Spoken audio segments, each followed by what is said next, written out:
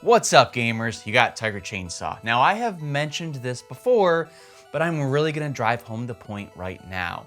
Back in college, I was working in an office job at a hospital, and it had a private office. So that meant people had to put a key code into the door to get into my office. Now, why that is, I'm not gonna reveal it.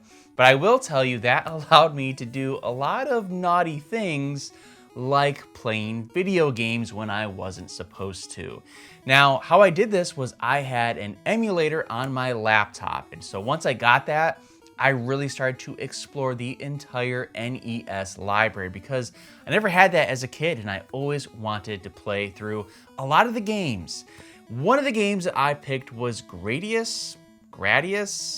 I know, the huge debate about how to say it. I'm gonna go ahead and stick with Gradius. Let me know in the comments below if I'm saying it wrong. Anyway, I played it, and that's gonna be the review of today. I also played it a lot more recently on proper Nintendo Entertainment System software, so I got the full experience. So today's review is Gradius. Now, if this is your first time on my channel, or if you just haven't yet, go ahead, hit that sub button, because I've got so many game reviews from the 80s, the 90s, the 2000s, all the way up to the Nintendo Switch, the PS5, and the Xbox One. And when you hit that sub button, you really help my channel grow, and you can catch all of those game reviews. All right, let's go ahead and check out some Easter Island heads. What am I talking about? Let's find out. Space shooters were all the rage in the 80s, and Konami wanted to get in on the action. After the success in the arcades, Gradius was released in 1986 in North America for the Nintendo Entertainment System. Gradius would go on to spawn numerous sequels, as the weird space shooter would stay in commission for over 2 decades. There are floating Easter Island heads in space during my review. You've been warned, but now I'm also going to warn you about the plot in which I am about to review.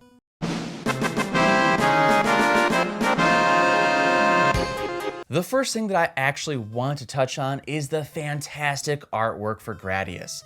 Back in the 80s and 90s, games really had to stick out with their covers because the internet was in its infancy and it had few game sites where you could review opinions on games.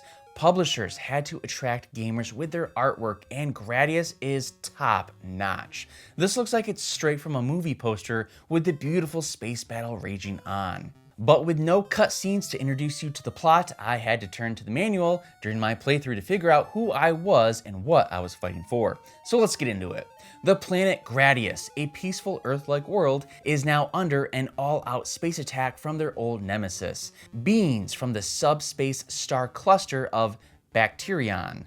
The people of Gradius are in danger of being completely destroyed by the Amiibo Bacterians. What the hell is an Amiibo and what the hell is a Bacterian? It just sounds like the people of Gradius are trying to avoid an infection. To save them, you have just launched the prototype hyperspace fighter, the Warp Rattler. The entire galaxy awaits your duel to the death with the evil Bacterians. Your objective is the Bacterian superfortress, Xyrus. To reach this, you must steal the enemy power capsules along your route and boost the Warp Rattler's hyperpowers. You are the last hope for the gentle people of Gradius. You will need all your courage and concentration to win. Get ready to blast off. So it's typical that aliens have invaded or are about to, and you must defeat their ships before they destroy a generic planet and civilization. Nothing special or unique here. Move along. Move along.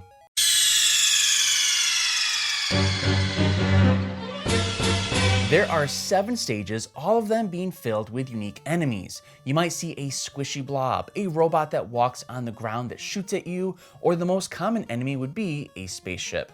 After almost every level during my Gradius playthrough, they had a main boss, but all of them are the same and super easy to defeat. Shoot the core and avoid being shot at. These guys are so easy that Helen Keller could beat them. Yay! But now one enemy that came out of nowhere that made me think, the fuck? Was the Easter Island head statues that are just randomly floating through space and shoot circle shockwaves at you. Seriously, what were the programmers thinking? Hey boss, I developed a few more unique enemies to insert into level 3. You want me to program them in now? No, more Easter Island heads. Okay, but these ships have really cool shields and they can fire torpedoes and more Easter Island heads! Yes, sir. Anyway, each boss was protected by a much harder sequence of events. There are volcanoes that erupted that were difficult to maneuver past with all of the flying magma and the hordes of ships that appeared out of nowhere. But I really liked the power-ups that came throughout the levels. You could fly into one and then you could use it or choose to wait to get the next one and add it to your arsenal. For example, there were speed power-ups, a shield, double guns, and a little fireball that followed you and mimicked your actions. But be careful. There is a very good reason that there is a phrase that goes, speed kills, because it does. I used one too many speed power-ups during my playthrough and my ship became almost uncontrollable. It was so fast I could hardly navigate it through the tight corridors or the 40 lasers that were being shot at me. Overall, difficulty ranged from medium chaos that was manageable to near suicidal corridors that took me sometimes 10 tries to get past. The main level was the hardest part. If you could fly through that, you'd fight a boss, and those were pieces of cake. Especially the final boss, who is a giant brain. You just shoot it once and the game ends with an epic cutscene of the base exploding. The best part of my Gradius playthrough wasn't the gameplay or the story. It actually was the soundtrack. It was a peppy 8-bit symphony that made me feel like the game was encouraging me on my quest. Overall, I beat this game in maybe 4 hours. It definitely took me a few tries and a lot of practice to get through the levels that I couldn't.